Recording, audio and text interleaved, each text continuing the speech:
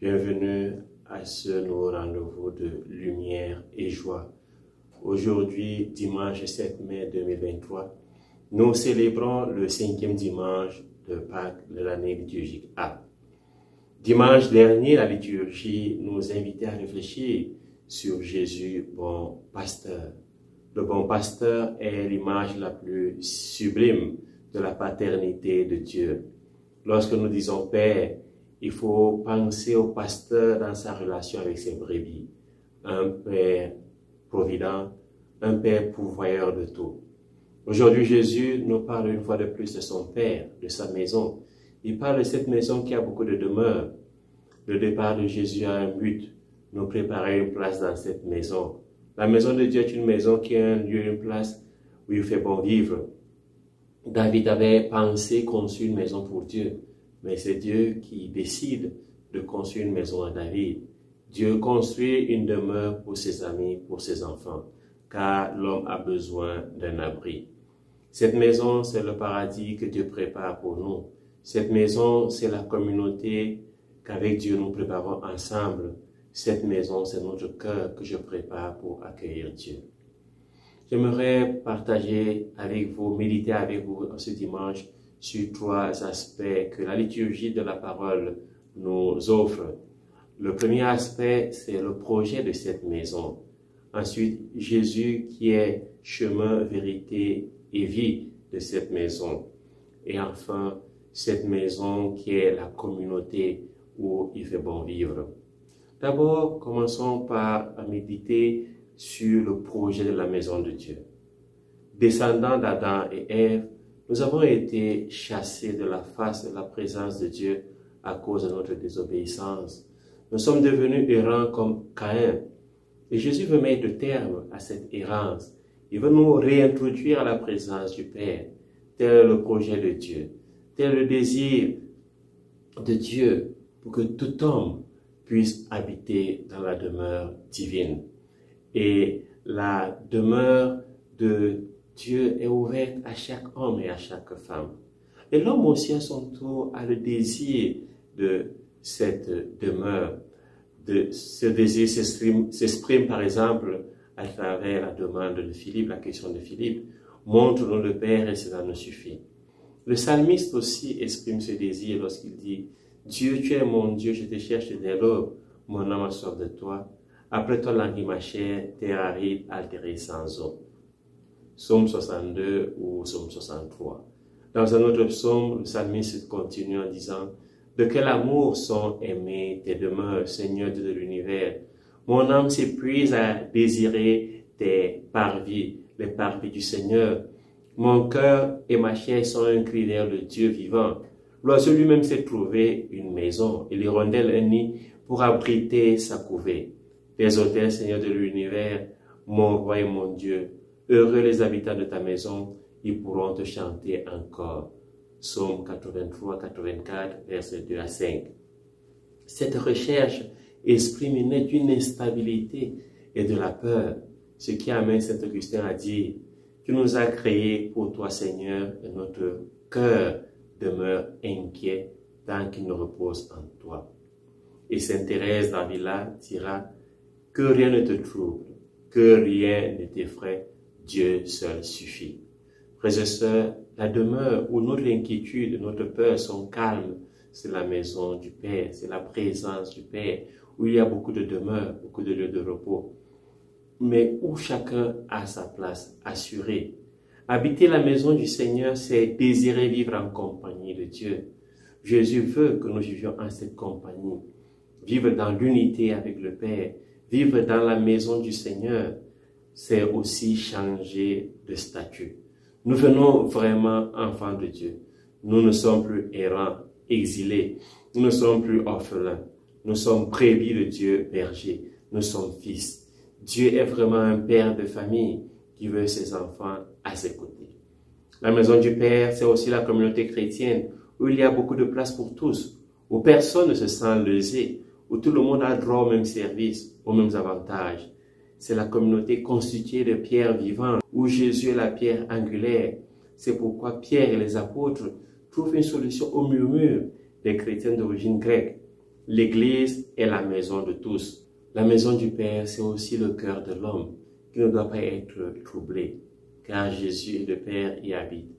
C'est le cœur de nos frères et sœurs qui ont besoin de la présence des frères remplis de sagesse et d'Esprit Saint pour répondre à leurs murmures et pour répondre aux injustices. Deuxième aspect de notre méditation, de notre partage, de notre homélie de ce dimanche, Jésus, le chemin, la vérité et la vie de la maison du Père. D'abord, Jésus, chemin vers la maison du Père. Le chemin, c'est l'itinéraire qui conduit vers la maison du Père. Le chemin de Jésus, c'est le chemin de croix, c'est le chemin de l'amour, c'est le chemin de la Galilée à Jérusalem. On passe ce chemin, on parcourt ce chemin en faisant le bien, en guérissant les malades, en ressuscitant les morts, en pardonnant les pécheurs. Si pendant ce parcours, on ne rencontre ni malade, ni mort, ni pécheur, c'est qu'on est sur le mauvais chemin, c'est que l'on est perdu. Si sur notre chemin, nous ne trouvons ni croix à porter, ni frère à aider, ni Dieu à aimer, c'est que nous nous sommes trompés de chemin. Malheureusement, c'est le chemin que la culture d'aujourd'hui nous indique. Un chemin sans frère à aider, le chemin de l'indifférence. Un chemin sans passion, sans croix, le chemin par exemple de l'euthanasie, de la belle mort, mais un chemin plein de plaisirs terrestres. Ce chemin, frères et sœurs, ne mène nulle part. C'est le chemin d'Ulysse qui est un cercle vicieux. Le véritable chemin, c'est le chemin de la vérité. C'est par ce chemin que nous arrivons à la maison du Père, à la maison de la nouvelle communauté, à la maison de la communion avec le Père, avec les frères. Il n'y a pas d'autre chemin. Ce chemin est parcouru à travers Jésus. C'est par Jésus que nous parvenons à la maison du Père. Méditons maintenant sur Jésus comme la vérité de la maison du Père. D'abord, la vérité grecque, c'est dévoilement et voilement. Elle invite à une épiphanie, à une révélation. C'est pourquoi Jésus dit, « Qui m'a vu a vu le Père ». Le Père reste voilé, mais il est révélé en Jésus-Christ. Jésus est la vérité du Père, c'est-à-dire c'est lui qui révèle le Père. Par ailleurs, le terme hébreu qui exprime le mot vérité est la racine émet ou émona, qui a donné l'expression amen, ce qui indique ou exprime une fermeté, une stabilité, une durée, une fidélité. Pour l'hébreu, est vrai ce qui est stable et sûr, ce qui ne connaît pas de corruption, ce qui est éternel.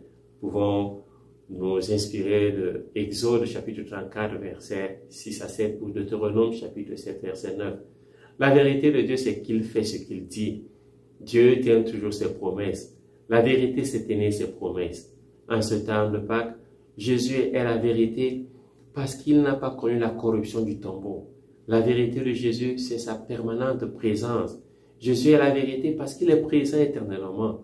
Jésus, comme le Père, tient ses promesses. Il va nous préparer une place. C'est pourquoi notre cœur ne doit pas être troublé ou triste. Jésus est la vérité avec laquelle nous sommes victorieux de nos peurs, de nos inquiétudes. Avec Jésus, vérité, nous sommes sûrs d'arriver à la communion avec le Père. C'est une certitude, c'est une promesse qui se réalisera. Jésus est la vérité parce qu'avec lui, nous parviendrons à la demeure du Père. Jésus est aussi la vie. Jésus est la vie dans cette maison du Père, dans cette demeure qu'il va nous préparer. Jean dit, dans son évangile au premier chapitre, verset 2 à 4, « Le Verbe était au commencement auprès de Dieu. C'est par lui que tout est venu à l'existence, et rien de ce qui s'est fait ne s'est fait sans lui. En lui était la vie, et la vie était la lumière des hommes. Tout s'est fait en Jésus et tout s'est fait en Christ. Jésus est la vie. Il est le ressuscité qui donne sa vie. Il est venu pour que les hommes aient la vie en abondance. Vivre en Jésus, c'est dire comme Saint Paul, avec le Christ, je suis crucifié. Je vis, mais ce n'est plus moi qui vis, c'est le Christ qui vit en moi. Ce que je vis aujourd'hui dans la chair, je le vis dans la foi au Fils de Dieu qui m'a aimé et s'est livré lui-même pour moi. Galates chapitre 2, versets 19 à 20. C'est cette nouvelle vie qui nous permet de servir aux tables de nos frères et sœurs dans la maison du Père. Pour avoir accès à la maison du Père, il faut vivre en Jésus, dans la communauté, dans la famille, dans le milieu professionnel.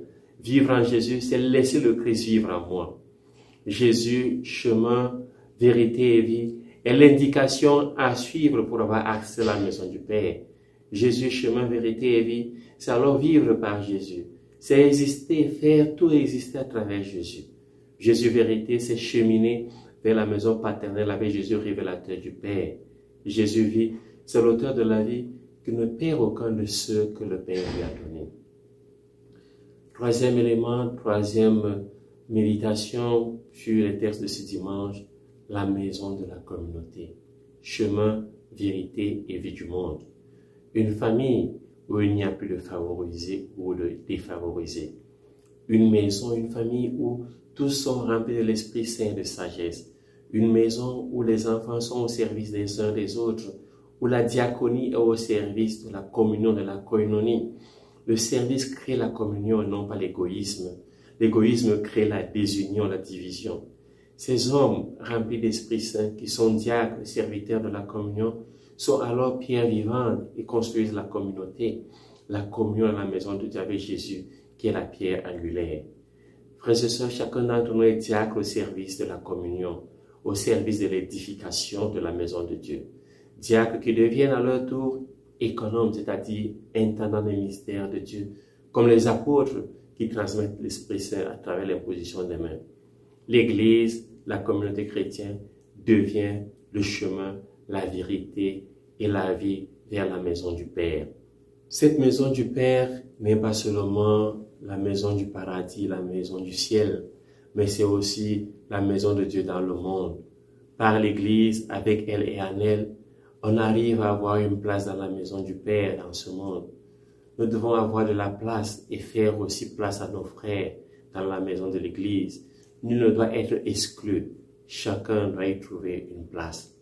Dans la maison du Père, chaque enfant de Dieu doit devenir chemin, vérité et vie. Chaque fils de Dieu doit être un chemin, un témoin qui indique la voie qui mène à Dieu.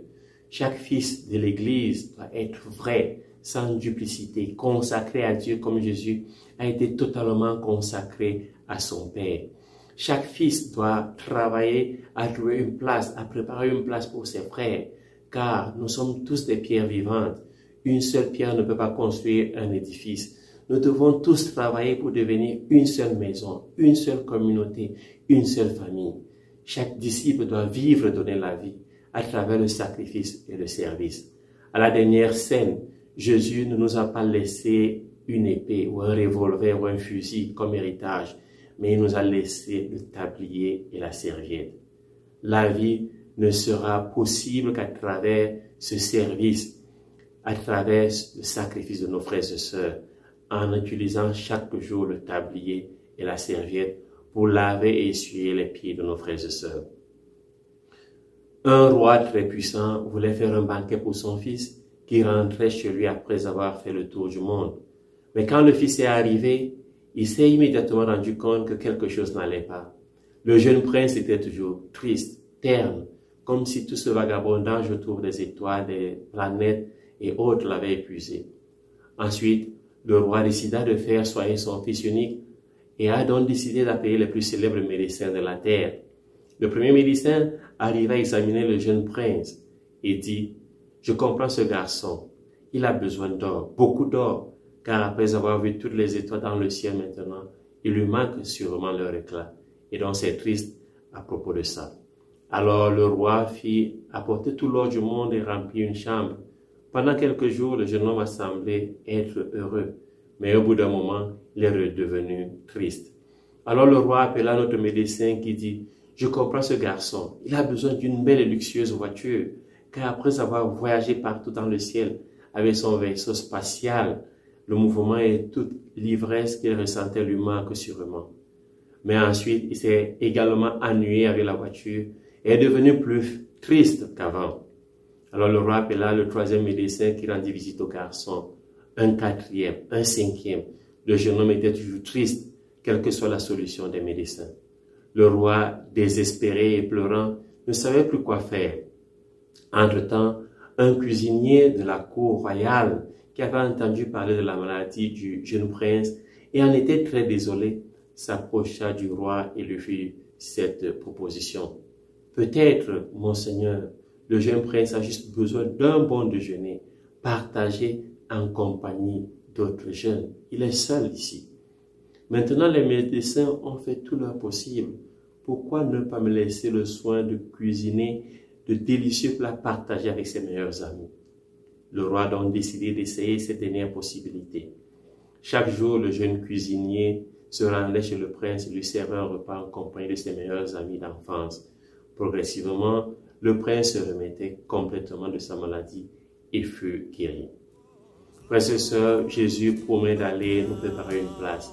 Il promet une communion de proximité avec nous sur la terre, mais aussi au ciel. Dieu prépare une place à ceux qui l'ont rempli dans leur cœur, dans leur vie. Il faut être demeure de Dieu. Il faut préparer une place à Dieu pour être avec lui. Accueillir Dieu pour être accueilli par lui. Jésus vient nous amener avec lui. Quelle bonne nouvelle! Pour être avec Jésus, nous devons préparer notre cœur. Dans la maison du Père, il y a beaucoup de place. Le bonheur de l'homme, c'est habiter dans une maison avec des frères. C'est être famille, c'est être communauté. Jésus promet de nous préparer une place dans une maison avec beaucoup de demeure, car il sait qu'il n'est pas bon pour l'homme d'être seul. Il sait qu'une seule pierre ne peut pas construire un édifice. Frères et sœurs, en ce dimanche, ouvrons nos cœurs pour préparer une demeure à Dieu, pour l'accueillir dans nos cœurs, dans nos familles, dans nos communautés, pour que lui aussi un jour nous accueille dans les demeures éternelles. Loué soit Jésus-Christ et que Dieu vous bénisse.